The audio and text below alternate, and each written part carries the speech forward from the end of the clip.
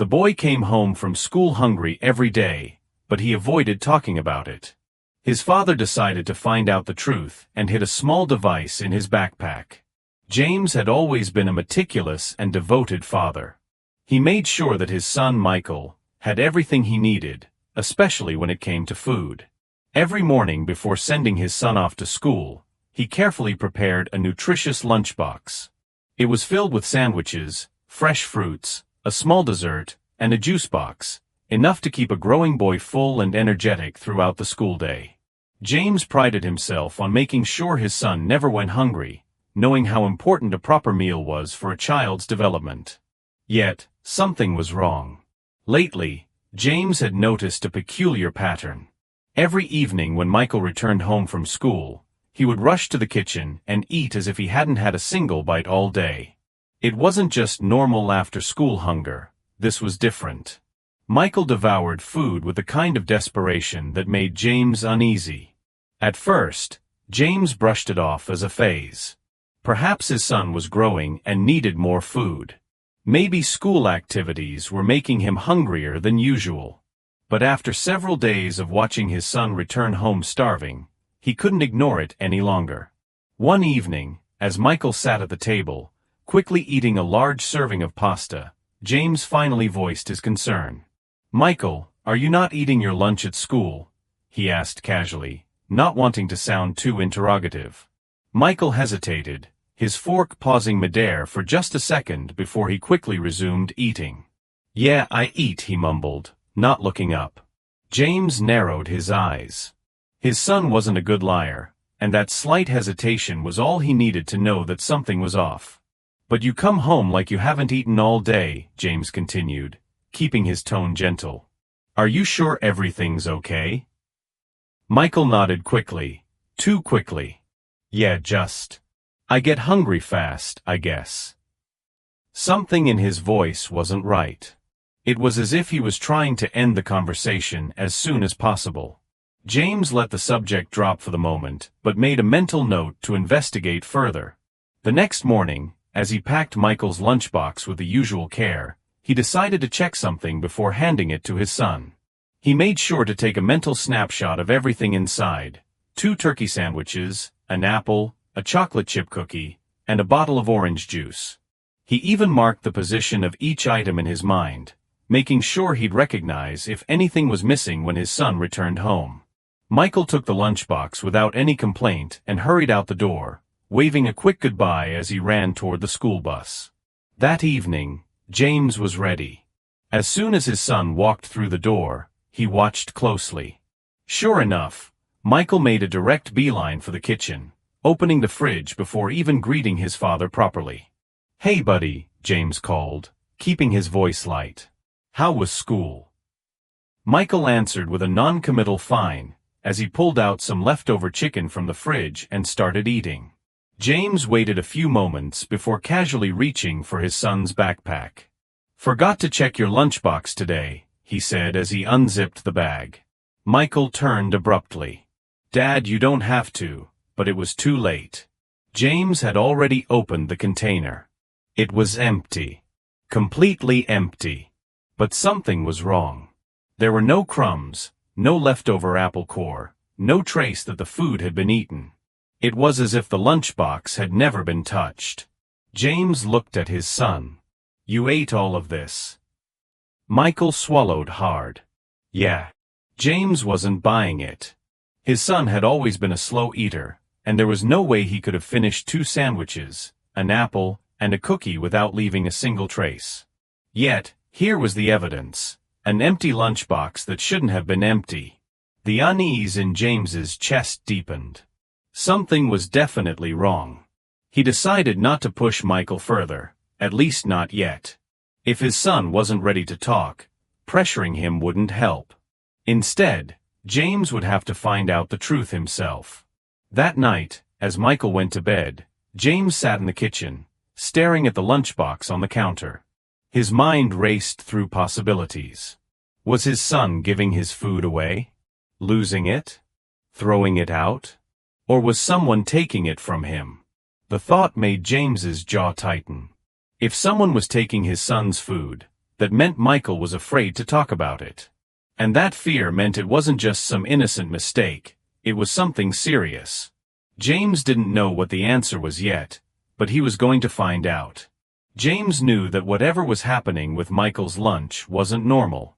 His son wasn't just skipping meals. His food was disappearing completely.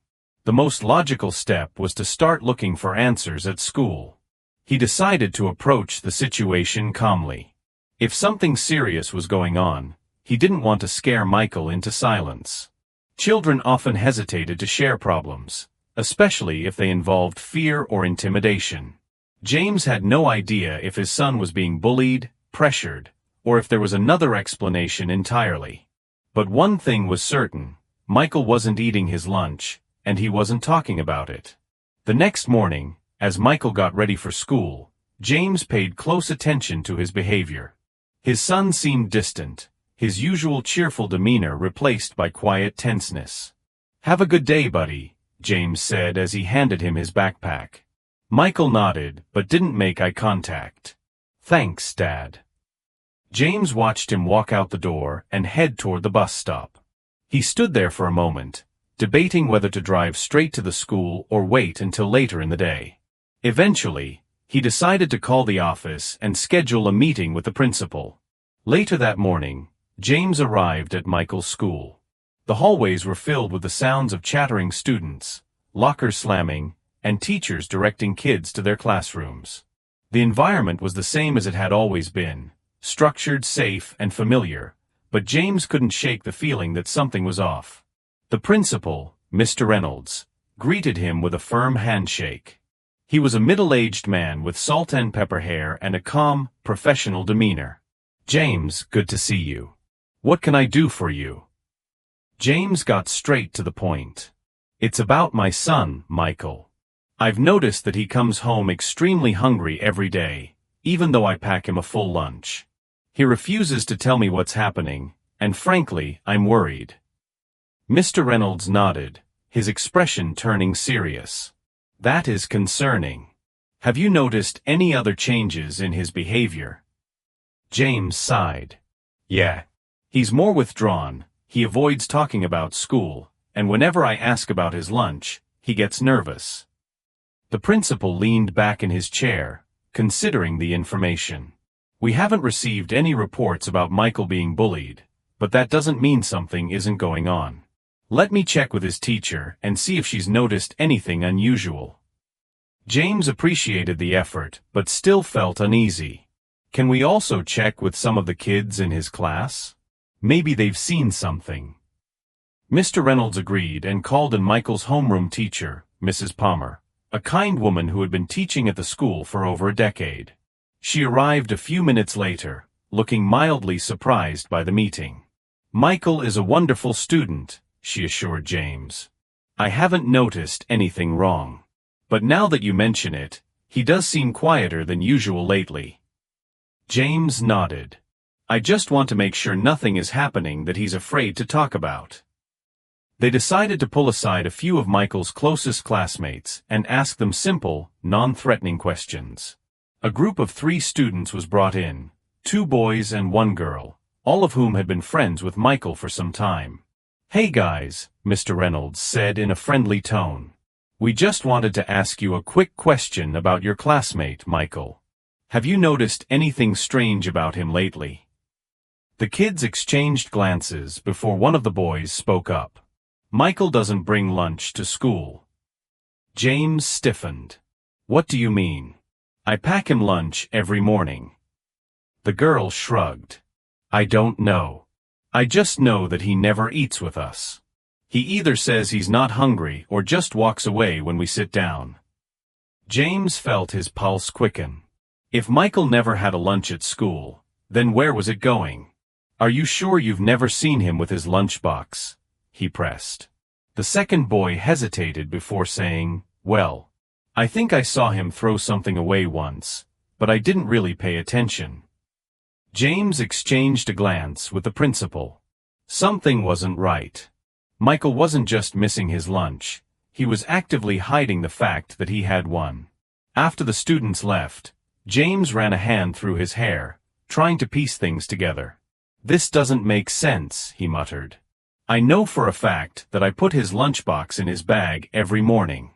If he's not eating it, and if he's not with it, then where is it going?" Mrs. Palmer frowned. "It's possible that he's given it away, or that someone is taking it." That idea made James's stomach turn. If someone is taking it, why wouldn't he tell me? The principal exhaled slowly. It could be a number of reasons. Maybe he's being pressured, or maybe he's ashamed to admit it. James's frustration mounted. He didn't want to assume the worst, but the facts were undeniable. His son was losing his food every day, and no one seemed to know why. It was at that moment that Mrs. Palmer hesitated before speaking again. "There is one more thing. I don't want to make accusations, but Michael does act nervous around one of the teachers."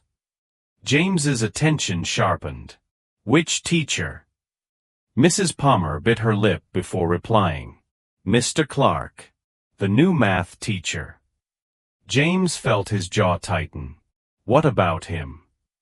"I can't say for sure," she admitted, "but I've noticed that Michael seems more reserved in his class. And Mr. Clark, well, he has a different way of handling students. Some of them seem uncomfortable around him." James clenched his fists. His first instinct was to storm into Mr. Clark's classroom and demand answers, but he forced himself to stay calm. Jumping to conclusions wouldn't help Michael. Instead, he looked at the principal. "I want to talk to this teacher. Today." Mr. Reynolds nodded. "I understand your concern, James. I'll arrange for you to meet with him privately." As James left the principal's office, his mind raced with possibilities. If a teacher was involved in whatever was happening to Michael, this was far worse than he had imagined. He was no longer just dealing with a case of missing lunches. He was dealing with someone who had power over his son. James had no intention of letting this go. He was going to get to the bottom of it, one way or another. James walked through the halls of the school, students rushing past him, chatting and laughing, unaware of the growing tension in his mind. To them, this was just another day. But to James, this was the beginning of an investigation he never wanted to be a part of. He reached the math department and stood outside Mr. Clark's classroom. The door was slightly open, and inside, he could hear the teacher giving instructions to the students. James decided to wait until the lesson was over. He crossed his arms and leaned against the wall, his mind racing. He replayed every conversation he had with Michael over the past few weeks, searching for any sign he had missed, any clue that could have told him what was going on. His son had been distant, reserved, unwilling to talk about school. Had he been trying to tell James something all along, without actually saying the words? James felt a surge of frustration at himself for not noticing sooner. The bell rang, and students began filing out of the classroom, laughing and chatting as they made their way to their next class. Some of them glanced at James curiously as they passed, but he ignored them. He kept his eyes on the door, waiting for Mr. Clark to emerge. When the man finally stepped out, James studied him closely. Mr. Clark was in his late 30s, tall and lean, with neatly combed blonde hair and a clean-shaven face. His expression was neutral, almost friendly. But there was something about his demeanor that immediately put James on edge. Maybe it was the way his eyes flickered with brief surprise at the sight of him, or the slight hesitation in his step before he regained composure. "Mr. Turner," the teacher said smoothly, "I wasn't expecting you today. How can I help you?" James forced a polite smile. "I was hoping we could talk for a few minutes." Mr. Clark glanced at his watch and nodded. "Of course. Let's step inside my classroom." James followed him into the empty room. Desks were arranged in neat rows, and a few math problems were still written on the board. Mr. Clark gestured toward a chair. "Please have a seat." James remained standing. "I'd rather stand." Mr. Clark gave a small chuckle. "Fair enough. What's on your mind?" James didn't waste time. "It's about my son, Michael. He comes home hungry every day, even though I pack him a full lunch. I spoke to his classmates, and they told me they never see him eat. When I asked him about it, he got nervous and refused to explain. Mr. Clark tilted his head slightly, his expression unreadable. And you believe this has something to do with me? James studied his face. There was no immediate reaction of guilt. No flicker of panic. If anything, the teacher looked mildly amused. That made James even more suspicious. An innocent person would have been more confused, more eager to help figure out what was going on. I don't know, James admitted. But his homeroom teacher mentioned that he seems particularly anxious around you. Something shifted in Mr. Clark's demeanor, though it was subtle. He clasped his hands together in front of him, nodding slightly as if considering his words carefully. I'm sorry to hear that. I do my best to make my classroom a comfortable space for all my students. James didn't like the way he worded that. It was too careful, too rehearsed. He decided to push a little further. So, you haven't noticed anything unusual about Michael? Nothing at all. Mr. Clark smiled slightly. Not that I can recall. He's a quiet student, very polite. He does his work, doesn't cause trouble. If he's been acting anxious, I can't say I've noticed. James clenched his jaw. The way Mr. Clark spoke, the way he kept his tone calm and unbothered, it was as if he was trying too hard to appear innocent. James wasn't buying it. He didn't have proof yet, but his gut told him that this man was involved. After a brief silence, James said, Well, I appreciate your time. If you do notice anything, I hope you'll let me know. Mr. Clark nodded. Of course, Mr. Turner. I want all my students to feel safe and comfortable in my classroom. James gave a tight nod and turned to leave. As he stepped into the hallway, he couldn't shake the feeling that Mr. Clark had just lied to his face. The teacher had been too composed, too smooth in his responses. Most teachers would at least express concern when hearing that a student was struggling. Mr. Clark had done none of that. He had simply deflected, as if he had already prepared his answers in advance. James knew he needed to tread carefully. If Mr. Clark was taking advantage of his authority over Michael, confronting him directly wouldn't be enough. He needed evidence. He needed proof. He decided to return to the principal's office.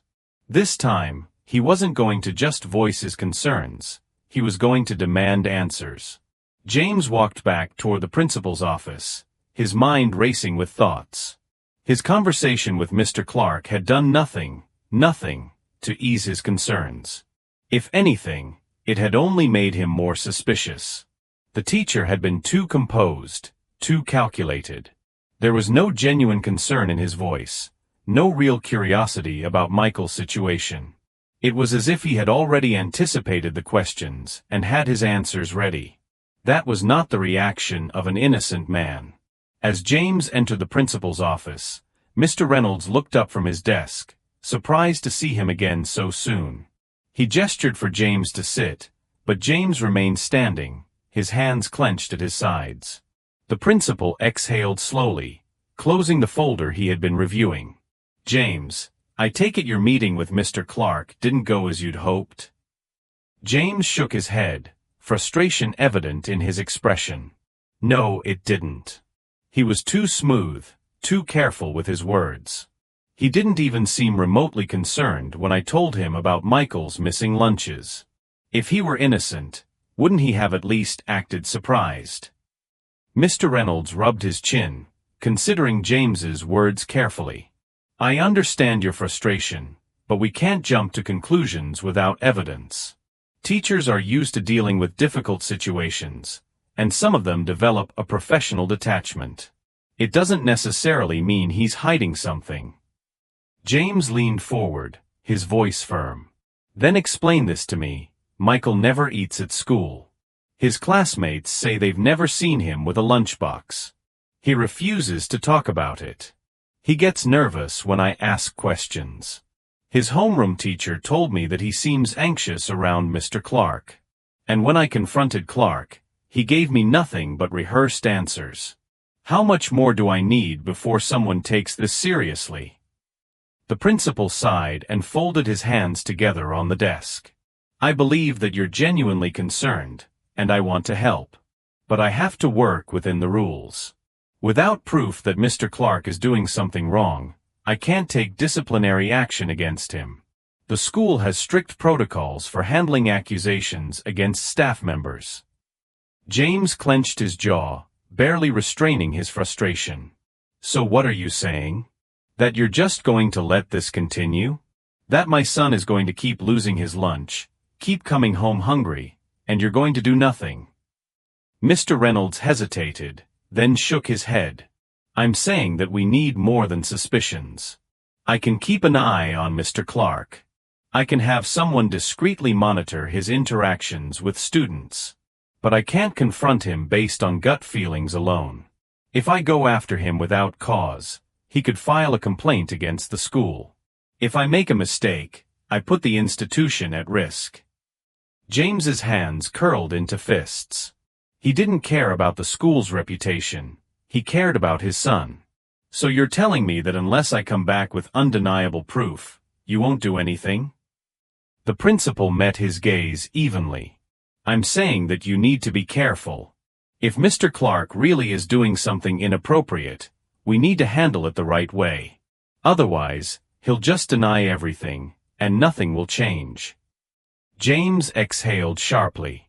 He wanted to argue, to demand immediate action, but he knew it would get him nowhere. The principal had already made his position clear. Unless James could provide solid evidence, the school's hands were tied. Feeling defeated but more determined than ever, he turned toward the door. Before leaving, he looked back at Mr. Reynolds. If you won't do anything, I will. The principal sighed. James, I understand you're upset, but please don't do anything rash. James didn't answer. He walked out of the office, his mind already forming a plan. If the school wouldn't take action, then he would find another way. He wasn't going to sit back and watch his son suffer in silence. As he drove home, his frustration slowly turned into resolve. He replayed everything in his mind, searching for a way to get the answers he needed. The school might have been powerless, but he wasn't. He had one advantage they didn't. He could act without restrictions. That night, after Michael went to bed, James sat alone in the kitchen, deep in thought. He needed a way to uncover the truth without alarming his son or tipping off Mr. Clark. Confrontation hadn't worked. The principal wouldn't intervene. His only option was to gather undeniable proof. He picked up his phone and began researching ways to discreetly monitor interactions. It didn't take long for him to land on an idea. The next morning, before sending Michael to school, he would place a recording device inside his son's backpack. If someone was taking his food, the audio would capture it. If Mr. Clark was involved, there would finally be proof. James knew it was a risk, but at this point, he had no choice. His son needed him, and he wasn't going to fail him. James woke up before dawn, his mind already set on the plan. The frustration from his conversation with the principal had not faded overnight. If anything, it had fueled his determination. He had spent hours researching and planning, making sure that whatever he did next would yield concrete answers. The school had refused to act without proof, so he would get proof himself. He moved carefully through the quiet house, not wanting to wake Michael just yet. The small recording device sat on the kitchen table, barely the size of a thumb drive. It was a simple tool, discreet enough to go unnoticed inside a backpack. James had tested it the night before, making sure the audio was clear. It had enough battery to last through the school day and could pick up voices from several feet away. It wasn't much, but it was the best option he had. When Michael finally came downstairs, rubbing his eyes sleepily, James greeted him with a warm smile, trying to keep things normal. He didn't want his son to suspect anything. As usual, he packed his lunch, making sure everything was neatly placed inside the container. But before zipping up the backpack, he carefully tucked the recording device into the front pocket, ensuring it wouldn't be easily noticed. Michael grabbed his bag and slung it over his shoulder. "I'll see you after school, Dad." James ruffled his son's hair and watched him walk out the door, his heart pounding. Now, all he could do was wait. The day passed agonizingly slow. At work, James found himself unable to concentrate. He kept glancing at the clock, counting down the hours until Michael would return home. His hands itched to grab his phone and call the school, but he forced himself to stay patient. If he showed up now, if he acted too soon, he might ruin everything. He needed a full day's worth of recording, enough to capture whatever was happening without raising suspicions. When it was finally time, he left work early and drove straight home, arriving just minutes before Michael's bus pulled up. He watched from the window as his son stepped off, his face unreadable. As soon as Michael walked through the door, James greeted him casually. "Hey, buddy. How was school?" Michael shrugged. "Same as always." James studied him for any sign of discomfort, any change in demeanor, but his son seemed as normal as ever. It was both reassuring and frustrating. If something was happening, Michael had gotten good at hiding it. James waited until his son went upstairs before reaching for the backpack. His hands were steady as he unzipped the front pocket and pulled out the recording device. He took it into his office, closed the door, and plugged it into his computer. The audio file loaded quickly, and as soon as he pressed play, he heard the faint sounds of children chatting and lockers slamming. The day had officially begun. He fast-forwarded through the morning chatter, listening for anything significant. At first, there was nothing unusual, just the everyday noises of school life. Teachers giving instructions. Students whispering. The occasional rustling of papers. But then, as lunchtime approached, he heard something that made his blood turn cold. The faint sound of Michael unzipping his backpack. A brief pause. Then another voice, one that did not belong to his son. "Give it to me." James froze. The voice was low, controlled. Not angry. Not aggressive. But firm. There was no mistaking it. "Mr. Clark." A hesitation. Then the sound of something being pulled from a bag. A faint rustling. Michael's lunchbox. A moment of silence followed before the voice spoke again, quieter this time. "You know the rules." James clenched his fists, his pulse hammering in his ears. There was no doubt now, his son's teacher had been taking his food. But why? What rules was he talking about? Michael's voice came next, barely above a whisper. Can I at least keep the apple?" Another pause. Then the sound of something being placed back into the bag. "Eat it quickly. And don't tell anyone." The recording continued, but James barely heard the rest. His mind was spinning, his body tense with anger. Mr. Clark had been stealing his son's food. Not another student. Not some misunderstanding. His teacher. And Michael had been too afraid to say anything. James had heard enough. He unplugged the device and sat back, gripping the edge of the desk to steady himself. This wasn't just about missing lunches anymore. This was manipulation. This was control. And now, James had the proof he needed. He wasn't going to wait for the school to take action. He was going to put an end to this himself. James sat in silence, the audio recording still echoing in his mind. The steady, measured voice of Mr. Clark. The way he spoke with complete authority. The way Michael hesitated before handing over his lunch. It was all too much. His son had been suffering in silence, afraid to say a word, while this man had been taking advantage of his vulnerability. James felt his hands tighten into fists as a wave of anger surged through him. For a long time, he simply stared at the computer screen, his mind racing.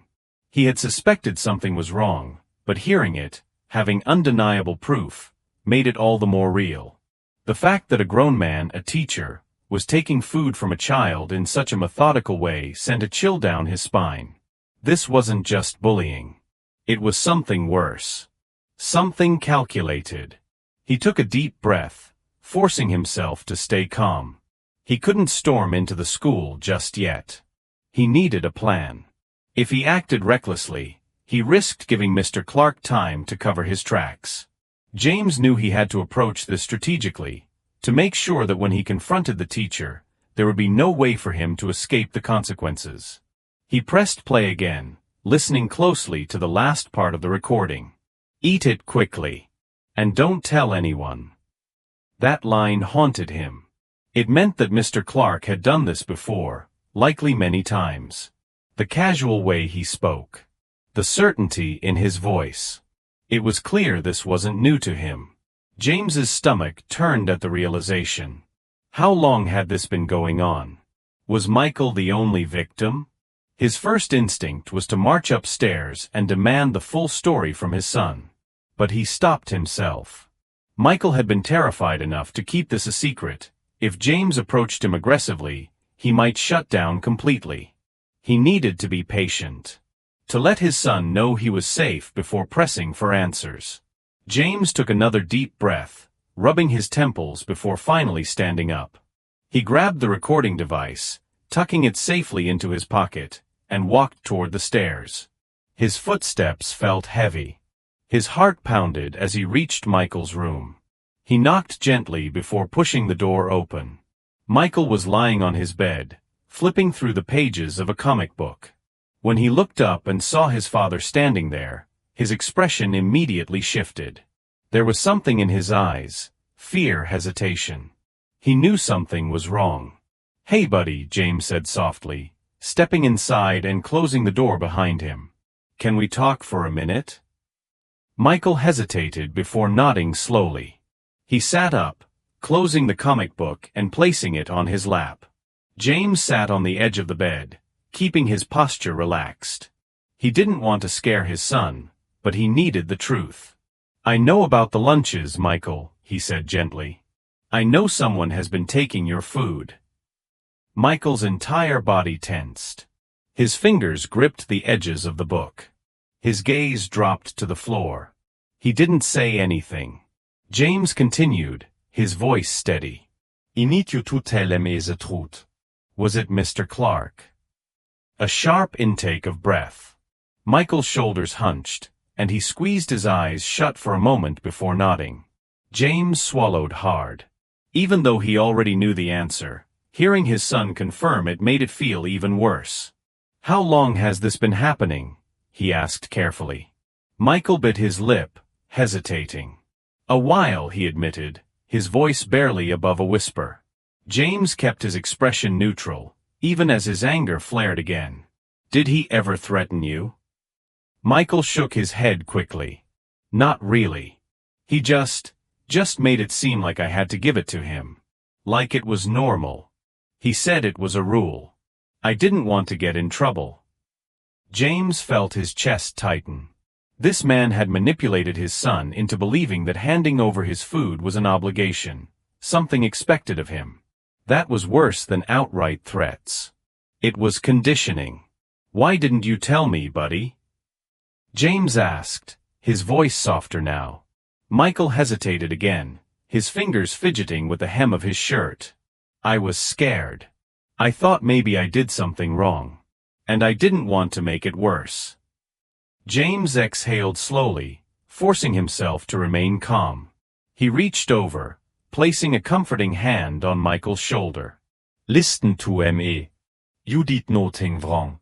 This is not your fault. And I promise you, I'm going to fix it. You don't have to deal with this alone anymore." Michael finally looked up at him, his eyes filled with uncertainty. "But Dad, if you tell the school, what if he gets mad?" James's grip on his shoulder tightened slightly, reassuring him. "That's not going to happen. I won't let it to you as safe, Michael."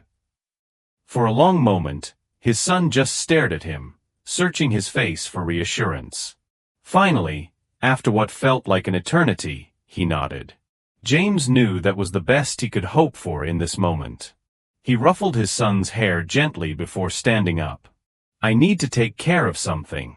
But I want you to know that you don't have to worry about this anymore, okay?" Michael nodded again, though his expression was still uncertain. James gave him one last reassuring smile before stepping out of the room. As soon as the door was closed, his expression hardened. His jaw clenched. His fists tightened at his sides. This wasn't just about taking food. This was about control. About power. Mr. Clark had made his son feel small. Afraid. He had manipulated him into believing he had no choice. That was unacceptable. James had his proof. He had his son's confirmation. And now, there was only one thing left to do. He pulled out his phone and scrolled through his contacts until he found the number for the school. His fingers hovered over the call button for a brief moment, then he pressed it. The school needed to hear what he had to say. And Mr. Clark was about to face the consequences. James took a deep breath and stepped out of the car. The school's front doors loomed ahead, and he walked toward them with a sense of purpose he hadn't felt in years. Today, he wasn't just a father dropping off his child, he was a man on a mission. Inside, the hallways were alive with students, some rushing to their classes, others chatting in small groups near their lockers. The atmosphere was normal, almost deceptively peaceful, but James knew what lurked beneath that normalcy. Somewhere in this school, a teacher had been preying on his son's vulnerability, and today, that teacher was going to answer for it. He reached the front office and stepped up to the receptionist's desk. The woman behind the counter looked up with a polite smile. "Mr. Turner, good morning. Are you here to see the principal?" "Yes," James said firmly. "It's urgent." The receptionist nodded, picking up the phone and speaking in a hushed tone before gesturing towards the door leading to the principal's office. "He's expecting you." James pushed open the door and found Mr. Reynolds seated behind his desk, his expression neutral but serious. The principal gestured to a chair, but James remained standing. He placed the recording device on the desk between them. "I have proof," James said, his voice steady but cold. "Listen to it." Mr. Reynolds hesitated, then picked up the device and plugged in a pair of earbuds. As he pressed play, James watched his expression carefully. At first, there was nothing, then slowly, his face darkened. His jaw tensed, his eyes narrowed as he listened to the cold, commanding voice of Mr. Clark telling a child to hand over his lunch. James could tell the exact moment the principal realized just how serious this was. When the recording reached the part where Michael asked if he could keep the apple, and Mr. Clark responded with that chilling, "Eat it quickly and don't tell anyone," Mr. Reynolds closed his eyes for a brief second, exhaling slowly. When the recording ended, he removed the earbuds and looked up at James. "This is unacceptable," he said, his voice quiet but firm. "Damn right it is," James snapped. "My son has been suffering under that man's control, and you told me you couldn't do anything without proof.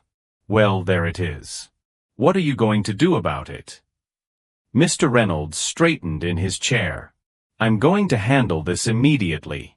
Mr. Clark will be called in for a meeting, and disciplinary action will be taken. But James, I need you to understand that there are procedures we have to follow." James slammed his fist down on the desk, making the principal flinch. "You're not going to tell me there's some damn red tape to go through, are you? Because I swear if you try to delay this, I will take this straight to the school board, to the media, to the police if I have to." Mr. Reynolds held up a hand. "That won't be necessary. Trust me, I want this dealt with as much as you do. Give me 30 minutes. James didn't move for a moment, his body tense with the need for action, but finally, he gave a sharp nod. "Fine. But I want to be there." The principal hesitated, then nodded in agreement. "All right. You'll be present." James left the office, but didn't go far. He stood just outside, arms crossed, waiting as the minutes ticked by. Students passed by, some throwing curious glances his way, but he ignored them. His focus was on one thing only, seeing Mr. Clark face the consequences of what he had done. Then finally, the door to the teacher's lounge opened, and Mr. Clark stepped into the hallway. He was dressed sharply as always, His demeanor relaxed as he walked toward the office. But the moment he saw James standing there, his face changed. It was only for a fraction of a second, but James caught it, a flicker of surprise, of unease. Good, James thought. You should be scared. Mr. Clark stepped inside, and James followed close behind. Mr. Reynolds was already seated, his hands folded on the desk. He gestured for both men to sit, but James remained standing, his glare fixed on Mr. Clark. The teacher offered a polite smile. "What's this about, Principal Reynolds?"